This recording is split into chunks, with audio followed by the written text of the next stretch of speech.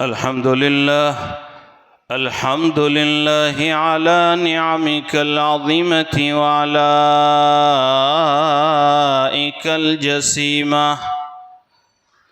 या रब्बि सल्लि व सल्लिम दाइमन अबदन अला हबीबिका खैरिल खल्क़ि कुल्लिहिम।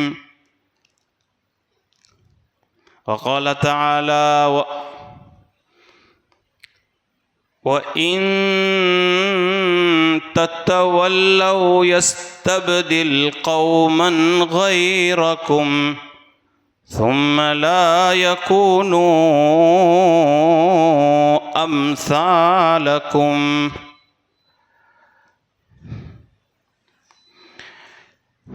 इरादे जिनके पुख्ता हों, इरादे जिनके पुख्ता हों, नज़र जिनकी खुदा पे हो। इरादे जिनके पुख्ता हों, नज़र जिनकी खुदा पे हो। तला तुम खेज मौजों से वो घबराया नहीं करते।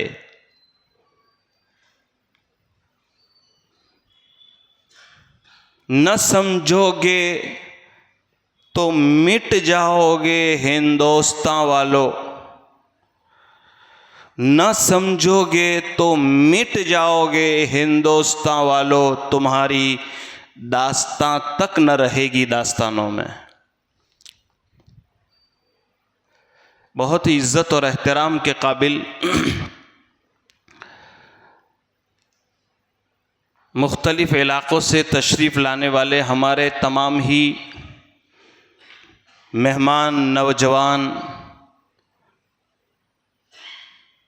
और पर्दे में बैठकर सुनने वाली अज़ीज़ माएँ और बहनें, जैसे कि आप हज़रात जानते हैं, आज की हमारी मजलिस कोई बयान की मजलिस नहीं है।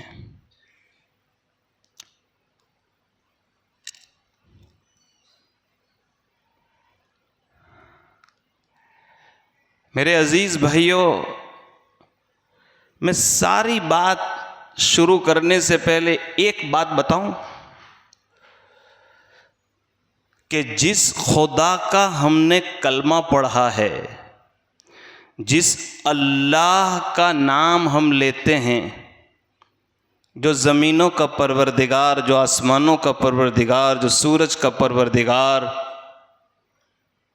जो एक ऐसा खुदा है जो सब कुछ के बगैर सब कुछ कर सकता है, सब कुछ के बगैर सब कुछ कर सकता है, जिसे औलाद देने के लिए माँ बाप की ज़रूरत नहीं, या अल्लाह, जिसे तंदुरुस्ती देने के लिए दवा की ज़रूरत नहीं।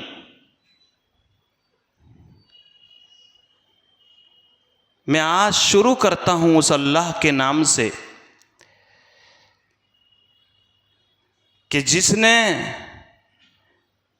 एक ऐसे नबी को एक ऐसे समंदर के अजाब से बचाया कि उसी समंदर के अंदर उस ज़ात ने एक ऐसे मुशरिक को, एक ऐसे नाफरमान को, एक ऐसे जालिम को, जिसने अपने आप में ये कहा था कि मैं तो खुदा हूं, जिसे अपनी ताकत पर, जिसे अपनी दौलत पर, जिसे अपनी हुकूमत पर बड़ा नशा था। कुरान ये कहता है कि जिस समंदर के अंदर अल्लाह ने मूसा अलैहिस्सलाम के लिए समंदरों में 12 रास्ते निकाले, उसी समंदर में मेरे और आपके अल्लाह ने फिरौन को ऐसा तबाह किया, ऐसा डुबोया कि समंदर ने भी उसकी लाश कबूल नहीं की और उसकी लाश आज म्यूज़ियम में पड़ी है। और ये मैसेज देती है कि क़यामत तक जिसने आसमान और ज़मीन के खुदा को ललकारा, वो ऐसा जिंदा है जिसको मौत नहीं आती है। वो ऐसा खुदा है कि जिसको नींद नहीं, जिसको झोंका नहीं आता। मैं शुरू करता हूँ आज उस अल्लाह के नाम से जिसने यूसुफ अलैहिस्सलाम की कुएं में हिफाजत। कौन डरा रहा है, किसको घबराहट है कि भारत में इस्लाम का क्या होगा, अब ये कानून ये कानून। हम तो उस अल्लाह का नाम लेते हैं कि जिसने सैयदना इब्राहीम अलैहिस्सलाम की ऐसी आग में हिफाजत की थी कि उस आग के कई हजार फीट ऊपर से अगर कोई परिंदा भी जाता था तो वो जलकर राख हो जाता था। वही मूर्ति पूजा करने वालों ने डाला था ने। अरे बोलो, इब्राहिम को आग में डालने वाले कौन थे? नमरूद, मूर्ति पूजा करने वाला। अल्लाह को नहीं मानता था, जिसे अपनी ताकत पर गुरूर था और कहा था कि मेरी हुकूमत में ये कौन है अल्लाह का नाम लेने वाला, ये कौन है जन्नत जहन्नम कब्र आखिरत कौन है। हज़रत इब्राहीम अलैहिस्सलाम ने अल्लाह से कहा कि अल्लाह मैं अकेला हूँ। अल्लाह पाक ने फरमाया, ओ मेरे इब्राहीम तुम अकेले नहीं हो, हम तुम्हारे साथ हैं। 40 दिन तक उस इब्राहीम को जलाने के लिए, 40 दिन तक उस इब्राहीम को जलाने के लिए लकड़ियां जमा की थी, एक आदमी को जलाने के लिए, एक आदमी को जलाने के लिए। सुनना ध्यान से, कितना ईमान पावरफुल होता है।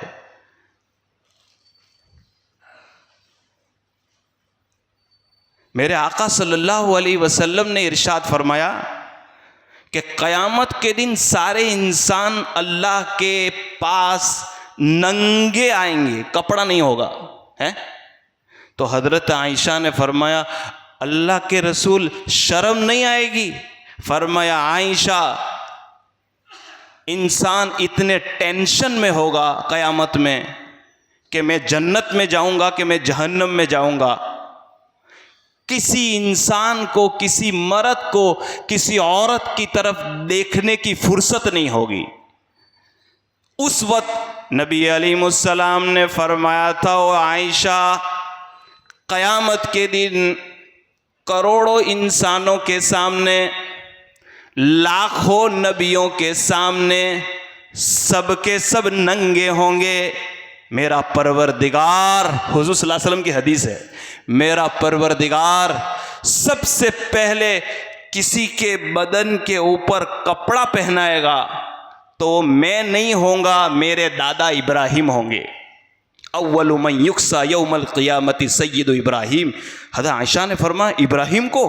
फरमाया, हाँ हाँ, इसलिए कि ये मेरे दादा, ये इब्राहिम अलैहिस्सलाम को इसलिए अल्लाह सबसे पहला कपड़ा पहनाएंगे। सारे इंसानों में, सारे नबियों में अल्लाह ये बताएंगे, और लोगों तुम देख लो, ये वो मेरा बंदा था, ये वो नबी था जिसने मेरे कलमे के लिए, जिसने ईमान की हिफाजत के लिए मूर्ति पूजा करने वालों के धक्का देने से आग में निकला था, और सबसे पहले इस्लाम के लिए कपड़े अगर किसी के उतारे गए तो वो इब्राहिम थे। अल्लाह ने नेमत ये दी कि जब क़यामत में करोड़ों इंसानों में सबसे पहला कपड़ा अगर किसी के बदन पर डाला जाएगा तो वो इब्राहिम होंगे। क्या हुआ आग में डाले तो? अरे बोलो क्या हुआ? अरे ये है, ये कानून, ये वाक़यात, ये तो हमारा ईमान ताज़ा करता है। जब इंसान भूल जाता है अल्लाह कौन है, अल्लाह अल्लाह अल्लाह कमज़ोर की मदद कैसे करता है। जब मेरे उस्ताद मुझे ये कहा करते थे, जब सारे रास्ते बंद हो जाते हैं, जब इंसान को अब कुछ समझ में नहीं आता मरने के अलावा, वहीं से अल्लाह की मदद शुरू होती है। कौन नहीं जानता? मैं आज शुरू करता हूं उस अल्लाह के नाम से जिसने अपने एक नबी को मछली के पेट में 40 दिन तक जिंदा रखा था। नहीं, ये तो सब कुरान में है, हमने उनका कलमा पढ़ा है। हमारा धर्म, हमारा दीन, हमारा मजहब कोई ऐसा थोड़ा है कि कश्ती हो, कागज की कश्ती के समंदर में डूब जाएगी। आज मेरे भाइयों, मैं 10-15 मिनट में बहुत कीमती बात सुनाना चाहता हूं। मुझे मालूम है आज हम क्यों जुड़े हैं। एक बात तवज्जो के साथ सुन लो। कुरान करीम में अल्लाह पाक ने फैसला कर लिया है कि कयामत तक अल्लाह का दीन बाकी रहेगा। अल्लाह का फैसला है कि इस्लाम बाकी रहेगा। इसीलिए अब कोई नबी नहीं आएगा, इसीलिए अब कोई किताब नहीं है, कुछ नहीं। जब जब ऐसे हालात, जब जब ऐसे कानून, जब जब मुसलमानों को ईमान छोड़ने पर मजबूर किया जाएगा, अल्लाह पाक ने कुरान के अंदर टोटली तौर पर पूरा पूरा गाइडेंस, पूरी पूरी रहबरी हमें बता दी है कि तुम्हें क्या करने का उस टाइम पर। कुरान शरीफ में एक आयत है, अल्लाह पाक फरमाते हैं, मौलाना वक़ाल अल्लज़ीना कफ़रू लिरुसुलिहिम लनुख़रिजन्नकुम मिन अर्दिना, है कुरान में। अल्लाह फरमाते हैं, कौन? अल्लाह फरमाते हैं, कौन हमारा अल्लाह? मैंने बताया कि वो अल्लाह फरमाते हैं, ए पैगंबर सल्लल्लाहु अलैहि वसल्लम, ए नबी जी, तुम अपनी उम्मत को ये बताते बताते आना कि कयामत तक होता रहेगा। क्या? कि आदम अलैहिस्सलाम से लेकर मोहम्मद सल्लल्लाहु अलैहि वसल्लम तक जितने नबी आए, तमाम नबियों को उनके जमाने के काफिरों ने, दुश्मनों ने और मूर्ति पूजा करने वालों ने, हजरत मुफ्ती साहब तशरीफ ला रहे हैं, थोड़ा जगह दीजिए मुझसे तशरीफ लाए। तमाम मूर्ति पूजा करने वालों ने 2 धमकियां दी थी। क्या दी थी मेरे, बोलो भाई? 2 धमकियां दी थी। हजरत आदम, हजरत नूह, हजरत इब्राहिम, हजरत शीस, हजरत यूनुस, हजरत यूसुफ, आखिर में हम सब के आका मोहम्मद रसूलुल्लाह, 2 धमकियां दी थी। कुरान शरीफ में है, लनुखरिजन्नकुम मिन अर्दिना औ लतऊदुन्न फी मिल्लतिना। इस आयत का तर्जुमा कुरान शरीफ में है। अल्लाह ने तमाम नबियों के बारे में ऐसा कहा है कि जब जब भी हमने उनको नबी बनाकर उस दुनिया में भेजा था, कभी मिस्र में, कभी इराक में, कभी कहां, तो उनके ज़माने के गैर मुस्लिम जब वो ईमान लेकर, इस्लाम लेकर, आखिरत की बात लेकर लोगों के सामने गए कि भाई मरने के बाद जिंदा होना है, एक अल्लाह है जो सूरज का मालिक है, तो ये बात पसंद नहीं आई। पूरा कुरान इसकी गवाही देता है। तकलीफें दी, मारना चाहा, कत्ल किया, 2 धमकियां दी इब्राहिम अलैहिस्सलाम, सारे नबियों को। कुरान शरीफ में वक़ाल अल्लज़ीना कफ़रू लिरुसुलिहिम लनुख़रिजन्नकुम मिन अर्दिना, ए इब्राहिम, ए यूसुफ, ए शोएब, ए लूत, तुम्हारी ये ईमान की बात, तुम्हारी ये इस्लाम की बात, तुम ये जो अल्लाह की बात कर रहे हो, तुम ये जो जन्नत की बात कर रहे हो, तुम जो ये आखिरत की बात कर रहे हो, तमाम नबियों से उनके जमाने के मूर्ति पूजा करने वालों ने, मुशरिकों ने 2 धमकियां दी थी कि ए नबियों, अगर तुम्हें हमारे साथ रहना है तो ये मुसलमानों, हम तुमको हमारे वतन से निकाल देंगे, यहां से निकल जाना पड़ेगा आपको। भाई क्यों? हजरत इब्राहिम ने पूछा क्यों, यूसुफ अलैहिस्सलाम ने पूछा क्यों हम यहां पैदा हुए, हमारे बाप दादा यहां पैदा हुए। फरमाया, ये तुम्हारी टोपी हमको पसंद नहीं है, ये तुम्हारी नमाज हमको पसंद नहीं है, ये जो तुम एक अल्लाह की बात करते हो ये हमें पसंद नहीं है। अगर रहना है, ये तमाम नबियों को तमाम जमाने के मुशरिकों ने ये धमकी दी कि अगर आपको हमारे यहां रहना ही है, हम हिंदुओं के साथ, मुशरिकों के साथ, मूर्ति पूजा करने वालों के साथ एक शर्त है, औ लतऊदुन्न फी मिल्लतिना। ए इब्राहिम, ए यूसुफ, ए लूत, ए मोहम्मद सल्लल्लाहु अलैहि वसल्लम, तुम हमारे जैसे बन जाओ। औ लतऊदुन्न फी मिल्लतिना माना खाना, कपड़ा, ये सब ईमान इस्लाम छोड़ के, तो हम तुमको कुछ नहीं कहेंगे। ये तुम्हारा नाम हमको पसंद नहीं है, ये जो तुम एक अल्लाह के सजदे की बात करते हो ये हमको पसंद नहीं है। ये हर नबी को दी गई धमकी है।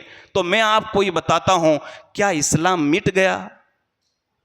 अल्लाह पाक कुरान में फरमाते हैं, फ़अौहा इलैहिम रब्बुहुम, ए पैगंबर सल्लल्लाहु अलैहि वसल्लम, आप अपनी उम्मतियों को बता देना, ये सारे नबियों के साथ हुआ है, अब ये क़यामत तक होता रहेगा, तो घबराने की कोई जरूरत नहीं है।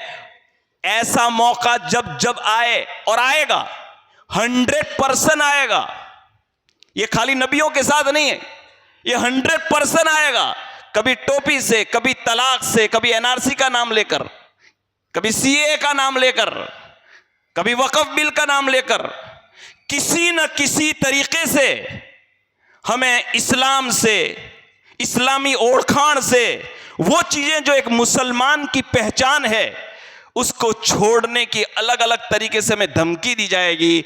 तो अल्लाह का कुरान ये कहता है, ये मौका वो होगा जो हमारे ईमान को बचाने का मौका होगा, जिसको आजकल हमारे अकाबिरीन ये कहते हैं, ये वो वक्त होगा जब अल्लाह सच्चे और झूठे, कमजोर और कवी, ताकतवर और कमजोर ईमान वाले के दरमियान फर्क कर देंगे। छटाई हो जाएगी, सही और गलत अलग अलग हो जाएंगे। पता चल जाएगा कि ऐसे मौके पर सच्चा कौन है, पता चल जाएगा कि मोहम्मद रसूलुल्लाह सल्लल्लाहु अलैहि वसल्लम का सच्चा आशिक कौन है। यह मौका है। बाकी हमारे अकाबिरीन यहां पर बैठे हुए हैं, बार बार हमारे अकाबिरीन 2025 और 24 के हालात के बाद असलम भाई एक बात बयान कर रहे हैं कि लोगों को ऐसा लग रहा है कि हालात बदल रहे हैं। फरमाया इंसाफ का दौर आने वाला है।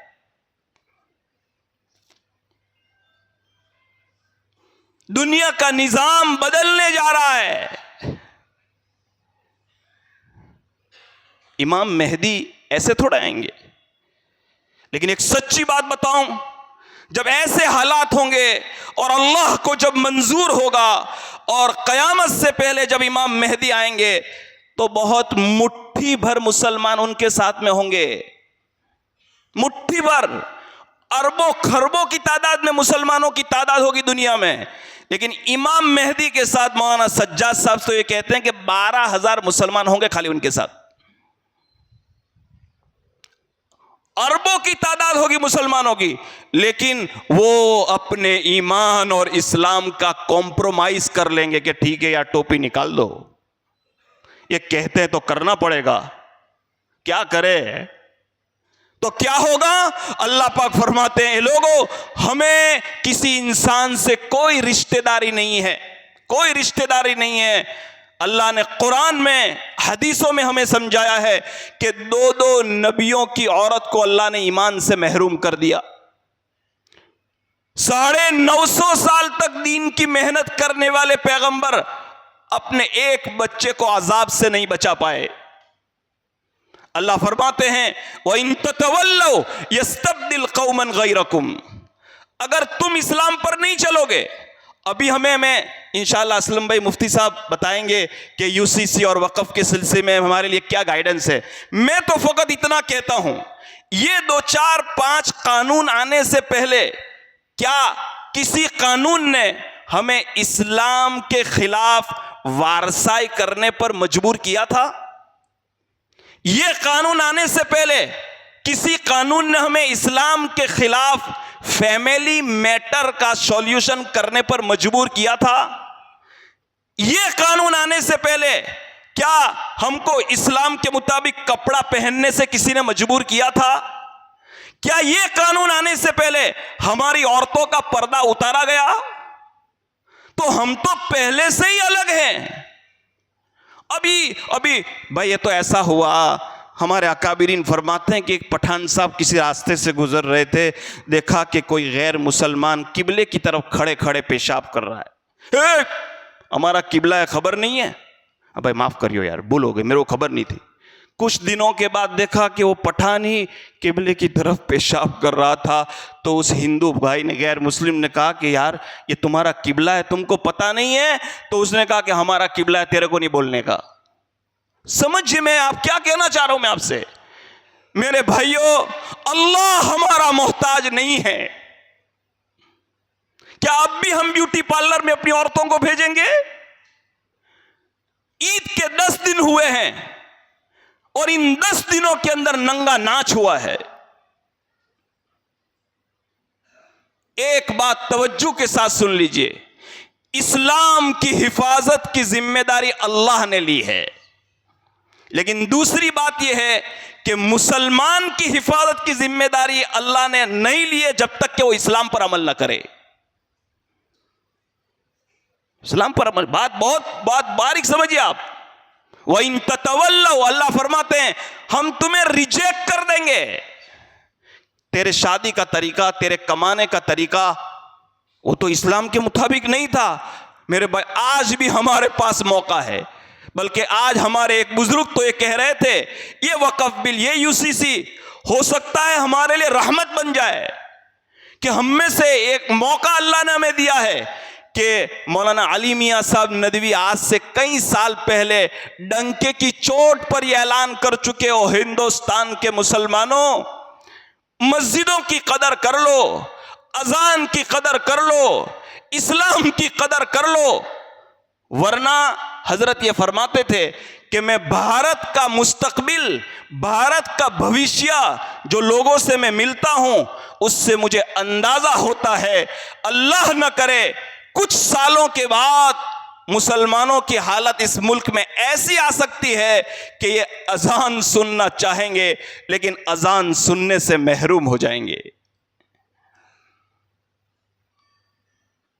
हमने तो अलग अलग के मेरी फैमिली में कोई इंटरफियर ना करे, मेरे धंधे में कोई इंटरफियर ना करे, मस्जिद में मैं मुसलमान हूं, लेकिन मेरे घर में अगर इंतकाल हो जाए तो वारसाई कैसे करेंगे? रसूल अकरम सल्लल्लाहु अलैहि वसल्लम ने फरमाया, ओ मेरे सहाबा, मुझे मेरी उम्मत की गरीबी का डर नहीं है, मुझे मेरी उम्मत की और कोई परेशानी का डर नहीं है। तिरमिजी शरीफ की रिवायत है, आका सल्लल्लाहु अलैहि वसल्लम ने फरमाया, ओ मेरे सहाबा, मुझे डर इस बात का है कि मेरी उम्मत पर एक जमाना ऐसा आएगा, युस्बिहुर रजुलु मुमिनन व युमसी काफिरा, सुबह में इंसान मुसलमान होगा और शाम होते होते ये अपना ईमान छोड़ देगा। सहाबा ने पूछा, अल्लाह के रसूल ये कैसे होगा? फरमाया, हाँ, कयामत से पहले जमीन पर ऐसे हालात पैदा किए जाएंगे, ऐसी बेहयाई का जमाना होगा, गंदी बातें हो रही है, शिर्क की बात हो रही है और मूर्ति पूजा की बात हो रही है, कुरान के खिलाफ की बात हो रही है, फिर भी इंसान की बोलने की हिम्मत नहीं होगी। सुबह में मुसलमान, और आका सल्लल्लाहु अलैहि वसल्लम ने फरमाया, सहाबा अगर तुम मुझे सच्चा नबी मानते हो तो मैं नबी होकर कहता हूं, मेरी उम्मत पर एक जमाना ऐसा आएगा कि मर्द अपनी बीवी के साथ जिना करेगा। फरमाया, अल्लाह के रसूल अपनी बीवी? फरमाया, हाँ, वो बात में कोई ऐसा होगा, इसको तलाक का मसले में ये नहीं है कि ये तलाक का मसला सही है कुरान में है कि मैं नहीं मानता, ब्याज क्यों हराम है मैं नहीं मानता, ज़कात फर्ज है मैं नहीं मानता, छोटी छोटी बातें।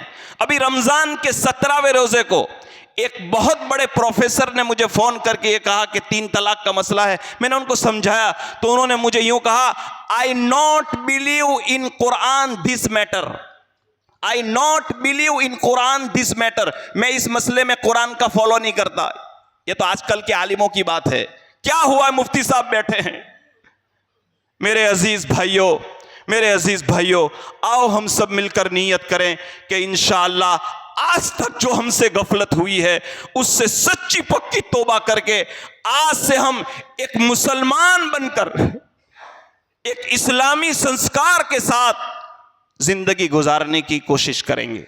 रही बात मेरे भाइयों आजकल भारत के मुसलमानों को क्या करना चाहे, तो याद रख लीजिए सरकार दो आलम सल्लल्लाहु अलैहि वसल्लम हिजरत करके सहाबाओं को शहादत के बाद मकान उजाड़ दिए गए, औलादों को उजाड़ दिया गया, औरतों को बांध दिया गया। हजरत सुमैया की शहादत हो गई और अल्लाह पाक ने फरमाया नबी जी अब मक्का में रहने की इजाज़त नहीं है, अब आप मदीना चले जाइए। मदीना जाने के बाद दूसरे साल जो सबसे पहली लड़ाई मुसलमान और गैर मुस्लिमों में जो बदर की लड़ाई हुई है, आपने पहले नमाज नहीं पढ़ी, आपने सफ में जाकर तंबू में जाकर पहले दुआ नहीं मांगी, आपने पूरी तैयारी की।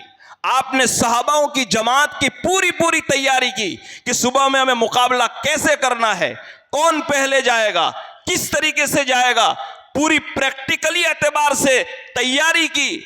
और जब आपको इत्मीनान हो गया कि सहाबा तैयार हो गए हैं, तो आपने पूरी रात अल्लाह के सामने दुआ की थी। वो भी रमज़ान का महीना था, 17 रमज़ान रोज़े की हालत में अल्लाह के रसूल ने तंबू में बैठकर दुआ मांगी थी ने, ए अल्लाह ये मुट्ठी पर जमात लेकर आया हूँ, ये भूखे और प्यासे रोज़े की हालत में लेकर आया हूँ, अगर आज ये शहीद हो गए, आज इनको मिटा दिया गया, तो ज़मीन पर फिर तेरा नाम लेने वाला कोई बाकी न रहेगा। ऐसी दुआ मांगी कि सिद्दीक़ अकबर फरमाते हैं कि मुझे कहना पड़ा सरकार अब बस कर दीजिए, अल्लाह ने मदद उतार दी है। लेकिन दुआ बाद में प्रैक्टिकली तौर पर अल्लाह के रसूल खुद निकले, तैयारी की। मेरे भाइयों हम भारत में रहते हैं, हम ये नहीं कहते, हम भारत में भारत के संविधान कॉन्स्टिट्यूशन और बंधारण के मुताबिक जो कॉन्स्टिट्यूशन ने हमें हक दिया है उसके मुताबिक हम लड़ना चाहते हैं, उसका विरोध करना चाहते हैं। कोई डर कोई खौफ होने की ज़रूरत नहीं है। लिहाजा मुफ्ती ताहिर साहब हम सब के मुरब्बी, हम सब के मुशफिक, मुस्लिम पर्सनल लॉ बोर्ड के हमारे इलाके के एक अहम जिम्मेदार तशरीफ़ फरमाए। आगे 3 महीने के अंदर हमें ये एक मीटिंग का काम नहीं है, ये एक जगह बैठने का काम नहीं है, हमें बार बार बैठना पड़ेगा। और इंशाअल्लाह नियत करो कि हम अपने अकाबिरीन के मशवरे के मुताबिक अब अपनी ज़िंदगी को गुजारेंगे। आइए मेरे भाइयों वक्त ज़्यादा ना लेते हुए, और बहुत सारी मीटिंगें बाकी है, मैं अपने मेहमान असलम भाई से दरख्वास्त करूँगा कि वो कीमती बातें कानूनी एतबार से हमें क्या करना है उसकी रोशनी डालेंगे।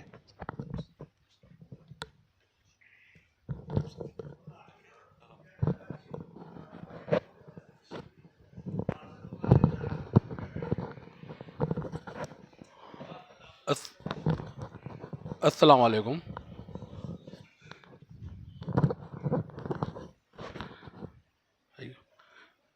यहाँ बैठे मुस्लिम पर्सनल लॉ बोर्ड के सूरत के अध्यक्ष और ये जद्दोजहद में शुरुआत से जिनकी राह भरी ने हम सब जैसों को भी आगे आने का मौका मिला, और हमें भी हिम्मत आई ऐसे मुफ्ती ताहिर साहब, हमारे कारी जुबैर साहब और सब बैठे यहाँ आगेवान। यूँ तो वक़्फ़ बोर्ड की लड़ाई पूरे देश के मुसलमानों को लड़नी है, लेकिन वक़्फ़ बोर्ड के साथ यूसीसी की लड़ाई ये देश में उत्तराखंड और गुजरात ये दोनों राज्य के मुसलमानों को लड़नी है ना। हमारे को मानसिक शारीरिक चीज़ से ये तैयार होना पड़ेगा कि आने वाली लड़ाई हमको 2 मोर्चे पे लड़नी है।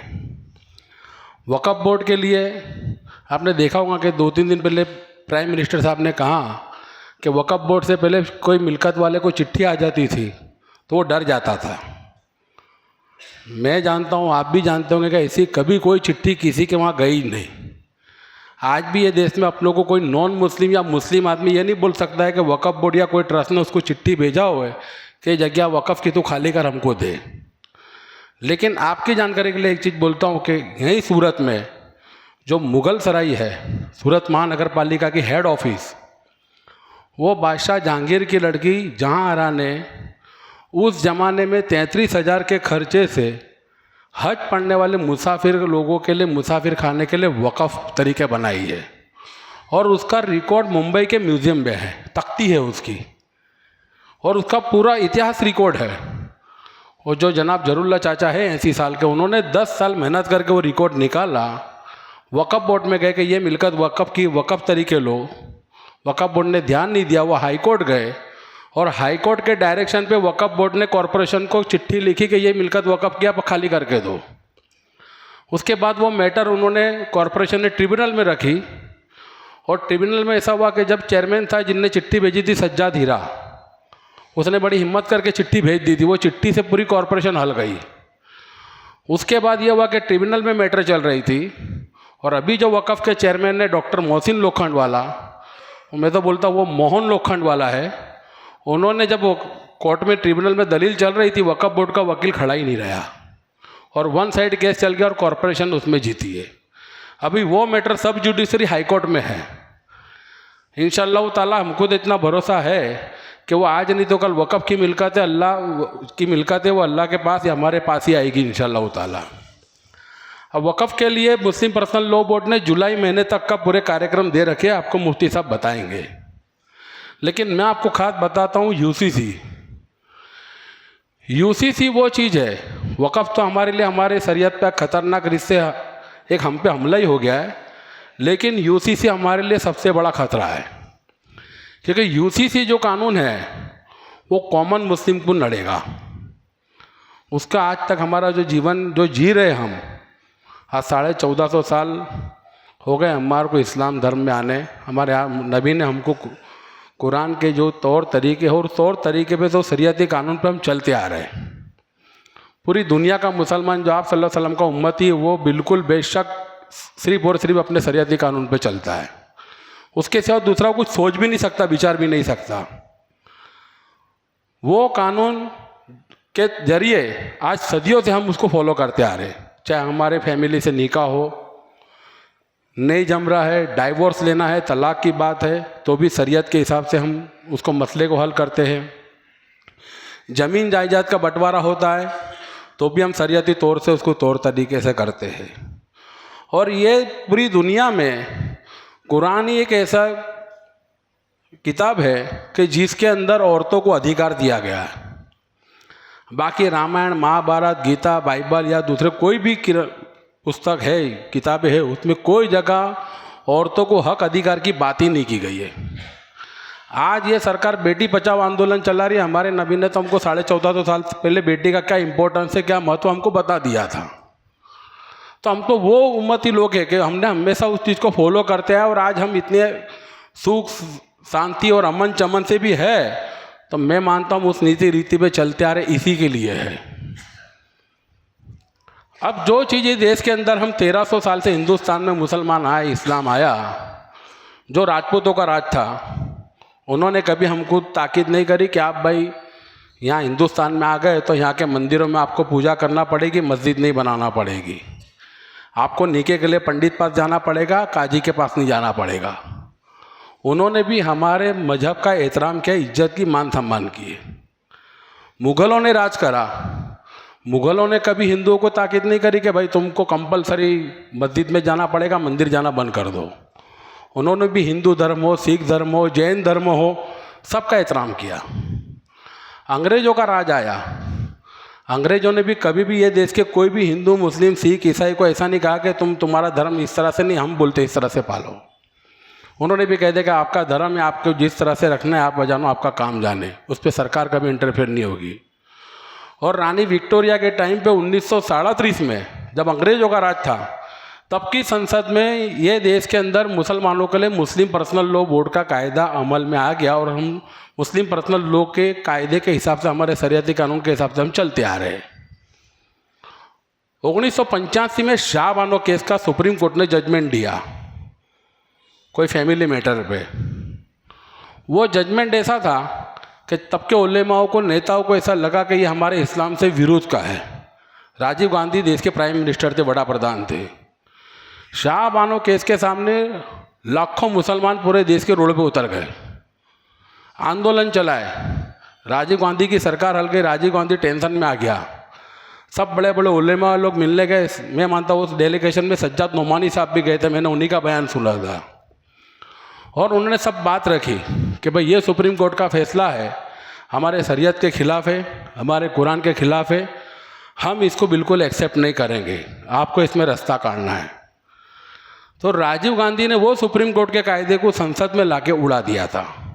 क्यों? कि उनको लगा कि नहीं, ये देश के मुसलमान उनकी शरीयत के साथ कभी कॉम्प्रोमाइज़ नहीं कर सकते। ये समझ लो वो सरकार भी थी और हम इससे लड़ायक लोग भी थे। लेकिन 92 के बाद मुस्लिम कहीं ना कहीं डरते आए, घबराते आए, और ऐसे सामने आए भी कि जो मुसलमानों ने तकलीफ़ें सहन करी वो हम सबको पता है कि जो आगेवान बनते थे, जो भी ये कुछ करते थे, उनकी क्या हालात हुई। लेकिन आज जो हमारे सामने हालात आ रहे हैं ना, वो आज के नहीं है। ये हालात का जहर आज से 100 साल पहले RSS ने डाल दिया था। ये देश में 1925 में RSS की स्थापना हुई, उसके एजेंडे में था कि ये देश के अंदर यूनिफॉर्म सिविल कोड लागू करना और हिंदू राष्ट्र बनाना, राम मंदिर बनाना। उसके बाद 1980 में भारतीय जनता पार्टी की स्थापना हुई, RSS वालों ने भारतीय जनता पार्टी को बनाया। उसके ये 3 एजेंडा तो थे, चौथा कलम 370 का उमेरा हुआ। 92 के अंदर बाबरी मस्जिद का जो हाल हुए और सुप्रीम कोर्ट के जज ने जो उसका जजमेंट दिया 2018-19 में, वो हमको पता है कि किस तरह से उसका जजमेंट आया। जो जज जजमेंट दे रहा है वो दूसरे दिन रिटायर होता है और तीसरे दिन वो मेंबर ऑफ पार्लियामेंट राज्यसभा बन जाता है। तो ये समझ लो कि वो जजमेंट नहीं था, एक प्रेसलाइज था, कि एक सौदेबाजी थी। कलम 370 को किस तरह से हटा दी वो हमको पता है, कश्मीर की हालत आज भी क्या है। अब इनके पास 2 ही रास्ते, 2 ही मुद्दे बचे थे एजेंडा के, हिंदू राष्ट्र और यूनिफॉर्म सिविल कोड। आज भारतीय जनता पार्टी RSS के लोग कहीं भी जाते हैं, जैसा वक़्फ़ के लिए जाते थे कि तुम्हारी मिल्कत पे वक़्फ़ के बोर्ड से चिट्ठी आएंगी कि मिल्कत वक़्फ़ बोर्ड की है तो हमको हमारी मिल्कत दे देना पड़ेगी, ऐसी व्यूमर फैलाते थे। आज यूनिफॉर्म सिविल कोड के सामने क्या व्यूमर फैलाते हैं कि बाबा साहब ने बंधारण की कलम 44 में लिखा था कि देश में यूनिफॉर्म सिविल कोड की ज़रूर है, तो लेके आ जाओ, लाना चाहिए। तो तुम बाबा साहब की बात इतनी मानते हो तो पूरे देश में लाओ ना भाई, किसी एक राज्य में क्यों ला रहे हो? बाबा साहब की बात मानते हो तो बाबा साहब ने ऐसा कहीं नहीं लिखा था कि आदिवासी समाज को मत लेना। तुम क्यों खुलासा करते हो कि इसमें आदिवासी समाज को लागू नहीं पड़ेगा? और उस जमाने में भी जब ये चर्चा हो रही थी तो बाबा साहब ने स्पष्ट लिखा था कि ये देश में ज़रूर होगी यूनिफॉर्म सिविल कोड लाने की, सर्वसम्मति से लाना, और वो भी कंपलसरी नहीं, फर्जियात नहीं मरजियात होगा। वो आगे की लिटी हमको नहीं पढ़ के बताते, वो सिर्फ इतना बताते बाबा साहब ने कलम 44 में कहा था यूनिफॉर्म सिविल कोड लाना चाहिए। तो बाबा साहब ने बंधारण की कलम 25, 26, 28, 29 में लिखा है, हमको हमारे अधिकार दिए है कि ये अधिकार वो है कि इस देश के नागरिक होने के नाते हम कौन सा मजहब पाले, हम क्या खाना खाए, हम क्या कपड़े पहने, हम क्या भाषा बोले, हमारी सामाजिक समरसता क्या है, वो सब हमको हमारे मौलिक अधिकार दिए। उसमें कोई बांध छोड़ काना मात्रा कभी हो ही नहीं सकता, कोई की हिम्मत नहीं कि कोई कर सकता। वो बंधारण वो चीज़ है। तो आज तो तुम पूरे बंधारण को चेंज करना चाहते, बाबा साहब के 25, 26, 28, 29 की कलम को उड़ा देना चाहते हो। वो मौलिक अधिकार के आधार पे हम हमारे शरीयती कानून को एक्सेप्ट किए, हमारे निकाह हमारे शरीयती कानून के हिसाब से होते हैं, डाइवोर्स जो कि तलाक की बात आती तो हमारे शरीयती कानून के हिसाब से होती है, बंटवारा ज़मीन मिल्कत में जो भी है बहनों को, माँ को, बीवी को देने का, वो शरीयती कानून के हिसाब से होती है। लेकिन ये सभी हटाकर एक व्यूमर फैलाता है कि मुस्लिम समाज में औरतों के साथ बड़ा अन्याय होता है। अब आज तक मेरे 25 साल मेरे जाहिर जीवन के हो गए, मैंने कभी कोई औरत को देखा नहीं कि मेरे पास आएगी, या तो मुफ्ती साहब पास भी मेरे को लगता नहीं कि कोई मस्तूरात गई होगी कि मेरे साथ मेरी फैमिली वालों ने अन्याय करा है ज़मीन मिल्कत में। बहुत रेयर केस में ऐसा होगा, कोई भाग्य ऐसी फैमिली होगी कि जो यहाँ तक भी आई होगी। बाकी वो घर की 4 दीवार में रिश्तेदारों के बीच में मसले हल हो जाते हैं। कभी कोर्ट कचहरी में शायद 10 लाख में एक आधी ऐसा परिवार होगा जो कोर्ट में गया होगा, बाकी लगभग सब अपने इसमें फैमिली मैटर के अंदर ही मैटर सोल्व हो जाती है। अब वो बोलते हैं नहीं, महिलाओं को हम अधिकार देंगे हिंदू कोर्ट के हिसाब से। हम तो 1450 साल से जो कानून को मान रहे, और तुम जो कानून को मान रहे हो देश आज़ाद होने के बाद बना तुम्हारा कानून, और उसमें भी महिलाओं को अधिकार की बात तो 2006 के बाद आई। तो तुम्हारा कानून हम पे क्यों थोपना चाहते हैं? हिंदू कोड के अंदर है कि भाई तुम सामाजिक जो संबंध रिश्तेदारी है उसमें शादी नहीं कर सकते, उसको कायदेसर नहीं मानते। तो यूनिफॉर्म सिविल कोड लगने से सबसे पहले हमको दिक्कत आएंगी, परेशानी आएगी, वो यही आएगी कि आज हर मुस्लिम कम्युनिटी जो है वो शरीयत के हिसाब से जो जायज़ रिश्ते में शादी करना हो, चाचा जात में, खाला जात में, मामू जात में, फूफी जात में, उसमें कर सकते। यूनिफॉर्म सिविल कोड लगने से वो रिश्तेदारियाँ ख़त्म हो जाएंगी, हम कर नहीं सकेंगे। हमने मान लो चोरी छुपी निकाह भी पढ़ा लिया तो वो कभी एक्सेप्टेबल नहीं होगा। और जब रजिस्ट्रेशन करने जाएंगे, जब कंपलसरी हमको एफिडेविट देना पड़ेंगे कि जिससे मैंने शादी किया मेरी कोई रिश्ते में नहीं आती है। ऐसा उत्तराखंड में इन्होंने किया है। मुफ्ती रईस साहब आए तो उत्तराखंड से उन्होंने बताया। तो जो हमको सबसे बड़ी तकलीफ आएंगी वो ये आएंगी। तलाक की बात आती है तो आज हमारी चार दीवारी में समाज के या जब रिश्तेदार बैठ के मसला हल कर देते, भाग्यज कोर्ट कचहरी के मैटर होती है, तब कंपलसरी हमको कोर्ट में जाना पड़ेगा और डिसाइड कोर्ट करेंगी कि तलाक देना है कि नहीं देना है। और जब क्या होगा कि दोनों फैमिली का एक दूसरे की इज्जत उछाले जाएंगे ऑन टेबल ऑन रिकॉर्ड कि तलाक किस कारण से ली जा रही है। यानी जो हमारे बीच के मन मुटाव है हमेशा वो एक दूसरे को दुश्मनावट बढ़ते जाएंगे, कभी घटेंगे नहीं। जमीन जायदाद की बात आएंगी, हिस्सेदारी की, तो हमेशा हमको जवाइयों के साथ लड़ने का ही आएगा। यानी हमारी स्थिति ऐसी कर देंगे कि अंदर अंदर सिविल वॉर, बस मुसलमान अंदर ही अंदर लड़ते रहे और बिजी रहे, दूसरे कोई चीज़ पे ध्यान ही ना दे। और ऐसा उन्होंने लाया और हम अमल करते गए, क्योंकि हम हमारे शरीयती कानून से दूर हो जाएंगे तो अब बेशक हमारी परेशानियां घटेगी नहीं और बढ़ते जाएगी। आज हम सुख शांति अमन चमन से इसे राज में भी जी रहे हैं ना, तो हम हमारे शरीयती कानून पे कुरान को मानते हैं, आप सल्लल्लाहु अलैहि वसल्लम को मानते हैं, अल्लाह हमारा एक है, उसी नीति रीति पे चलते हैं तो हम इतने भी वट से बैठे हैं। नहीं तो इनके तौर तरीके से चलते हो जाएंगे तो हम अंदर अंदर लड़ लड़ के परेशान हो जाएंगे और हमारी दुश्मनियाँ बढ़ेंगी, मोहब्बत नहीं बढ़ेगी। तो भाइयों ये यूनिफॉर्म सिविल कोड कानून हमारे लिए इतना डेंजरस है, अब उसके सामने हमको लड़ना कैसे है कि कानून को अटकाना कैसे है। वक़्फ़ बिल का कानून तो संसद ने पास कर दिया, लेकिन अभी तक यूनिफॉर्म सिविल कोड का कानून विधानसभा में पास नहीं हुआ है। उसके लिए कमेटी बनी है, जो रिटायर्ड सुप्रीम कोर्ट की जज है रंजना देसाई जी, उसके अध्यक्ष में वो कमेटी बनी। यही रंजना देसाई के अध्यक्ष में उत्तराखंड में भी वही थी चेयरमैन, और उसे ने पूरा फॉर्मेट तैयार करके ने दे दिया कि भाई यूनिफॉर्म सिविल कोड लगाओ। इतने आज हम ऐसा समझते हैं कि 99% चांसेस यूनिफॉर्म सिविल कोड लगने के है हमारे सिर पे, लेकिन सरकार को हलाना हो। जैसे उत्तराखंड में जब मूवमेंट चलती थी तो मुस्लिम इतने जागरूक नहीं हुए थे, उसके लिए उनको तकलीफ पड़ी। कम से कम हम यहाँ तो इतने तो जागरूक हुए, भी हमारे पास समय है। तो सबसे पहले हमारा काम ये है कि वो कमेटी ने हमको 15 अप्रैल तक का टाइम दिया है कि भाई आपके जो भी वादा सूचन मंतव्य इस कानून को सरकार लाना चाहती है, जो भी हमको तुम वेब पोर्टल पे या ईमेल करके या तो लिखित में आपको हमारे ये एड्रेस पे भेज दो। मुस्लिम पर्सनल लॉ बोर्ड के QR कोड चल रहे, हमने और लोगों को समझ में नहीं आया तो उसके लिए लिखित भी बनाए हैं। आप सबसे मेरी अपील यही है कि आज हमको जो लड़ाई लड़नी है हमारे मजहब के मान सम्मान इज्जत की लड़ाई लड़नी है, किसी के व्यक्तिगत की लड़ाई नहीं लड़नी है। नहीं मैं इलेक्शन लड़ रहा हूँ, नहीं यहाँ कोई और इलेक्शन लड़ रहा है। ये हमारे मजहब की लड़ाई के लिए हम सबको एक होकर एकजुट होकर निकलना पड़ेगा। और सबसे पहले हमको 15 अप्रैल से पहले हमारे जितने वादे सूचन उसके अंदर है वो वहाँ ऑफिशियली हमको पहुँचते करना पड़ेगा। वो उसके लिए करना पड़ेगा। आज मुस्लिम पर्सनल लॉ बोर्ड के एडवोकेट ताहिर हकीम साहब है, पूरी टीम है। मान लो कलकूट के कानून हम पे थोपा जाता है, जब हाई कोर्ट में उसको चैलेंज करने जाए तो एक तरफ हम बताते हैं कि भाई गुजरात में मुसलमानों की आबादी 65 लाख से 70 लाख की है, 65 लाख से 70 लाख की है। 18 साल से नीचे के तुम 20 लाख काट लो तो 50-55 लाख तो 18 साल से ऊपर के सब है।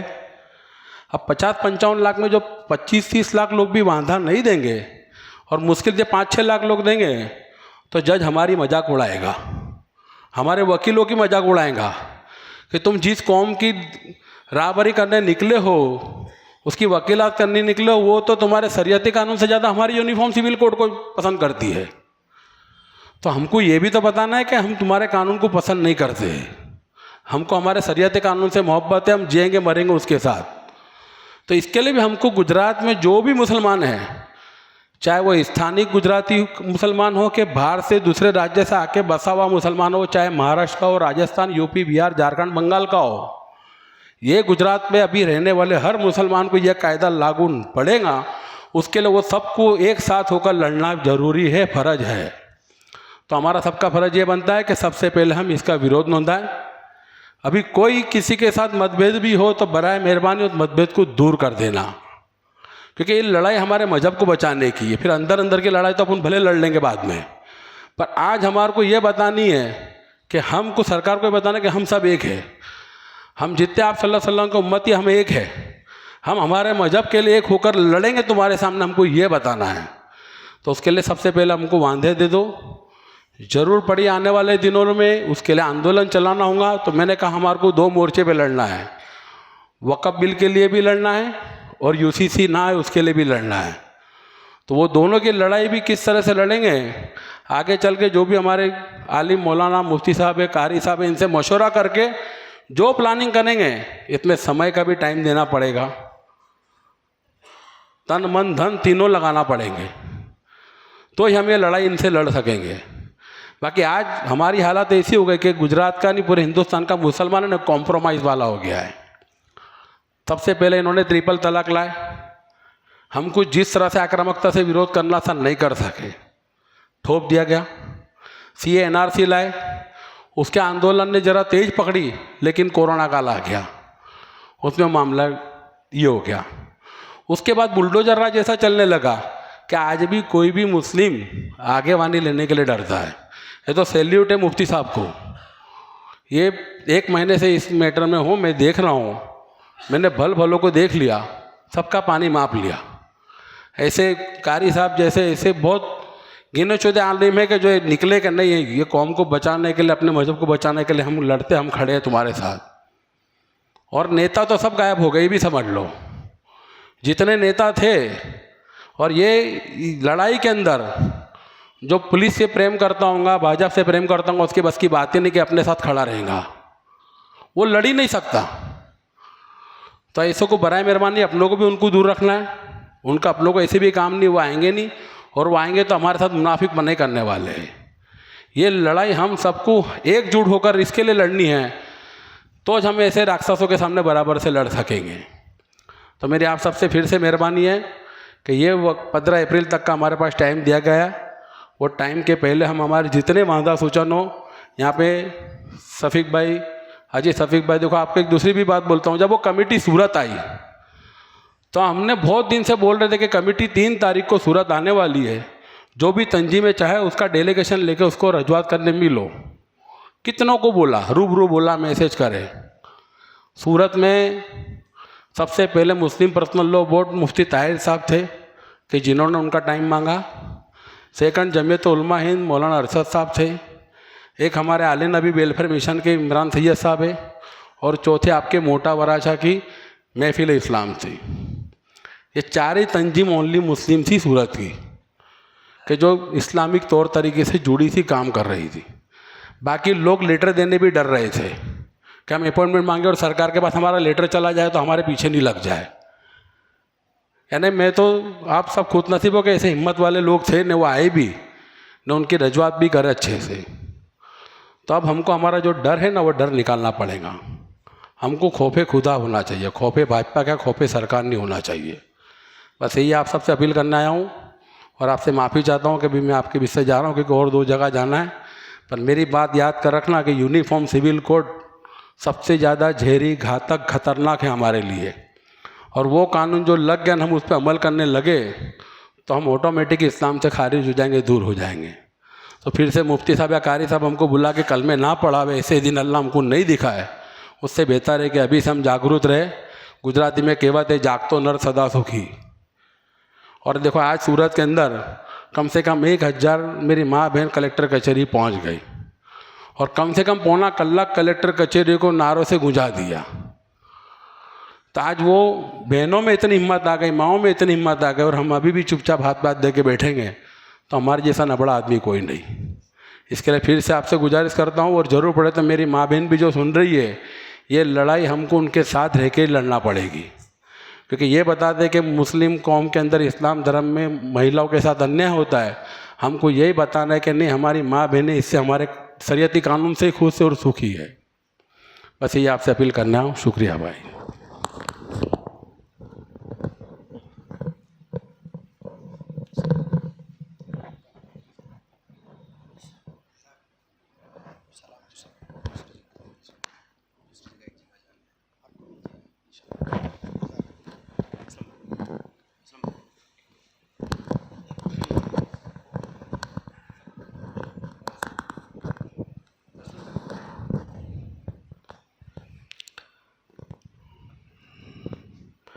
बिस्मिल्लाहिर्रहमानिर्रहीम।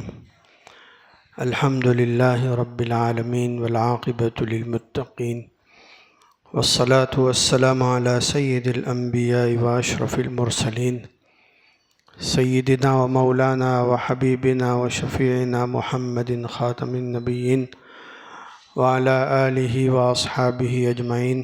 अम्मा बअद फ़अऊज़ु बिल्लाहि मिनश शैतानिर रजीम। बिस्मिल्लाहिर्रहमानिर्रहीम। इन्नल्लाह ला युग़य्यिरु मा बिक़ौमिन हत्ता युग़य्यिरु मा बिअन्फुसिहिम व इज़ा अरादल्लाहु बिक़ौमिन सूअन फ़ला मरद्द लहु व मा लहुम मिन दूनिहि मिन वाल। सदक़ल्लाहुल अज़ीम। मेरे बुज़ुर्गों, दीनी भाइयों और पर्दा नशीन माओ बहनों, आज के सब्जेक्ट और टॉपिक के ताल्लुक़ से जितनी बातें ज़रूरी थी, अल्हम्दुलिल्लाह बहुत बेहतर से बेहतर तरीक़े से वो हमारे सामने आ गई। दीनी पहलू से, शरीयत के पहलू से जो बातें थी वो क़ारी ज़ुबैर साहब ने अपनी बात में बहुत अच्छे तरीक़े से बयान की, माशाअल्लाह। दुनियावी नुक्ते नज़र से जो पॉइंट्स थे वो हमारे असलम भाई ने बहुत ही वजाहत के साथ रख दिए। मुझे नहीं लगता कि अब इस टॉपिक पर कोई नई बात कहने की ज़रूरत है। वक्त काफ़ी हो चुका है। आप लोग तकरीबन मैं समझता हूँ 1-1.25 घंटे से बहुत ज़ौक़ व शौक़ से सुन रहे हैं। हमारी माएँ बहनें जिनको घर देखना है, किचन देखना है, बच्चों को देखना है, वो बैठी हुई हैं। इसलिए मैं सिर्फ़ यही आखिर में कहूँ, जो हमारा दारुल इफ्ता में बैठकर काम होता है कि भाई एक मुफ्ती ने जवाब लिखा, दूसरा मुफ्ती नीचे लिखता है अल जवाबु सही कतबहु मोहम्मद ताहिर। तो मैं भी यही कर रहा हूँ, क्योंकि हमारे यहाँ बातों से ज़्यादा अमल के ऊपर ज़ोर दिया जाता है। तो मैं यही अर्ज़ करूँगा कि जो बातें आपने सुनी, इस मजलिस में बैठ कर के ये तय कर लें कि आज तक हमने शरीयत के ख़िलाफ़ जो कुछ भी किया, हम उससे सच्ची पक्की तौबा करते हैं, अल्लाह ताला से अपना मामला साफ़ करते हैं। आइंदा के लिए हम पूरी ईमानी और शरीयत के मुताबिक ज़िंदगी गुजारने का अल्लाह ताला से वादा करते हैं। इसलिए कि इंसान हर जगह देखने नहीं आएगा और उसके देखने न देखने से कुछ फ़र्क भी नहीं पड़ेगा। और अल्लाह ताला की ज़ात वो है जो हर जगह हर एक को, हर चीज़ को देख रही है। तो हम ईमान और नमाज से लेकर समाज, दुकान, कारोबार, हर चीज़ में हर आदमी अपनी लाइफ पर नज़र करे। इस मामले में मैं कहाँ कमज़ोर पड़ता हूँ, मैं कहाँ ढीला पड़ता हूँ। दूसरे को टोकना, टौण करना, ताना देना, कटाक्ष करना, उसकी इस्लाम हमको इजाज़त नहीं देता। नमाज जैसी नमाज जिसके बारे में हर मुसलमान जानता है कि ईमान के बाद सबसे अहम चीज़ नमाज है।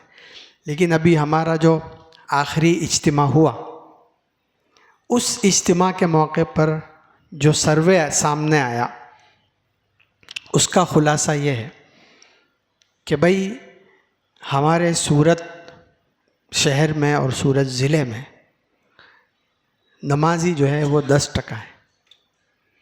ये पक्का सर्वे, गवर्नमेंट वाला सर्वे नहीं, हमारे तबलीगी साथियों का जो सर्वे होता है वो गवर्नमेंट से ज़्यादा पक्का सर्वे होता है, क्योंकि वो मैदानी फील्ड वर्क जो होता है वो हमारे तबलीगी जमात का काम करने वाले साथी जो फील्ड वर्क करते हैं उसकी कोई मिसाल नहीं है दुनिया में। तो हम आज ये तय करें कि मोटा वराछा जो है वो एक 100% नमाजी रखने वाली बस्ती बन जाएगी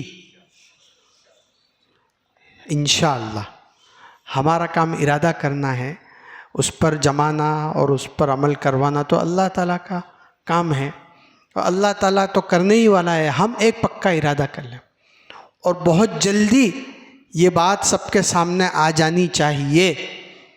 भाई मोटा वराछा में ऐसा क्या हुआ कि सब 100% नमाजी, 100%। और ऐसा नहीं है, ये भी आपको बता दो, कोई आपके दिल में ये डाले या शैतान आपको ये पट्टी पढ़ाए कि भाई ये क़यामत के करीब का ज़माना है, ये 100% नमाजी वाली बातें जो है सब भूल जाओ, पॉसिबल है नहीं। ये भी आपको अल्लाह ताला देखो कैसा निज़ाम चलाता है। इसी गुजरात के अंदर, यहीं इसी गुजरात का, इसी तबलीगी जमात का सर्वे इसी इज्तिमा के मौके पर आया। डिंडरोल शहर आपने नाम सुना होगा, पालनपुर के इलाके का, वहाँ 100% नमाजी है आज की तारीख में, 100% नमाजी। वही ज़माना है, वही दुनिया है, वही तरक्की है, वही ख्वाहिशात है, वही तकाज़े हैं। हाँ, तो ये ऐसा नहीं है कि पॉसिबल नहीं है, ये तो हमारे ऊपर है। और नमाज का पॉइंट आप खाली ले लेंगे, नमाज के अंदर अल्लाह ताला ने ऐसी बरकत रखी है कि आपकी अगर नमाज काबू में आ गई तो आगे की चीज़ें ऑटोमेटिकली काबू में आ जाएगी। तो अब आपके लिए आगे जो चीज़ें हमको मुश्किल मालूम होती हैं वो भी अल्लाह ताला आसान कर देगा। इसलिए हमें हिम्मत से काम लेना है, डरने की कोई ज़रूरत नहीं है, हिम्मत हारने की कोई ज़रूरत नहीं है, डिप्रेशन में आने की कोई ज़रूरत नहीं है। मैंने कुरान करीम की एक आयत पढ़ी जिस पर आज जुमा में पूरा बयान भी हुआ, आपको जब फुर्सत हो उसको सुन लेना, वो यूट्यूब के ऊपर अपलोड कर दिया गया है, उसकी लिंक शफीक भाई को भेज देंगे या भेज दी होगी, उनसे ले लेना, उसको सुन लेना। खाली मैं आयत पढ़ ली है तो बरकत के तौर पर उसका तर्जमा कर देता हूँ और 1-2 लाइन के अंदर उसका ख़ुलासा कर देता हूँ कि अल्लाह ताला किसी कौम की अच्छी हालत को उस वक्त तक बदलते नहीं, चेंज नहीं करते जब तक कि वो ख़ुद अपनी ईमानी और अमली हालत को चेंज न करें।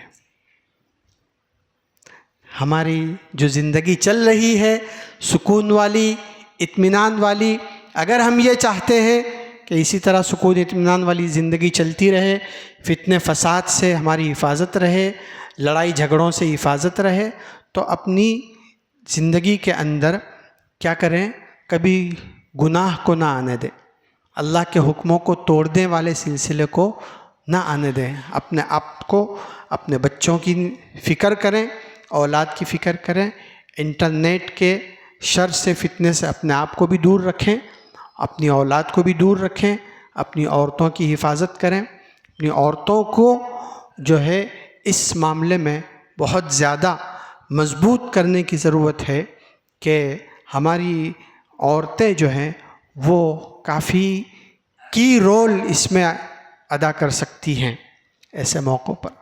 इसलिए हमारी माँओं बहनों से भी यही गुजारिश करूँगा कि पूरी हिम्मत से रहें, अपने बच्चों की दीनी तरबियत करें। सबसे ज़्यादा जो है अगर हुकूक़ दिए हैं औरतों को तो वो इस्लाम ने दिए हैं। वो ज़माना तो ऐसा था कि कॉन्फ्रेंस होती थी और कई कई दिनों तक कॉन्फ्रेंसें चलती थी। टॉपिक क्या कि औरत इंसान है कि नहीं। आप तारीख उठाकर देखो, मौलाना अली मियाँ साहब रहमतुल्लाह ने लिखा है, वो ज़माना था जब ये तय करने के लिए कि औरत इंसान है कि नहीं, कई कई दिन कॉन्फ्रेंस चलती थी। एक नक्शा तो कुरान ने खींचा है कि जब ये कहा जाता था कि आपके यहाँ बेटी पैदा हुई है तो पूरा चेहरा काला पड़ जाता था और गम के मारे अंदर ही अंदर घुटता था, लोगों से छुपा फिरता था कि मैं कहाँ जाकर के मुंह छुपाऊं, किसको मुंह दिखाऊंगा।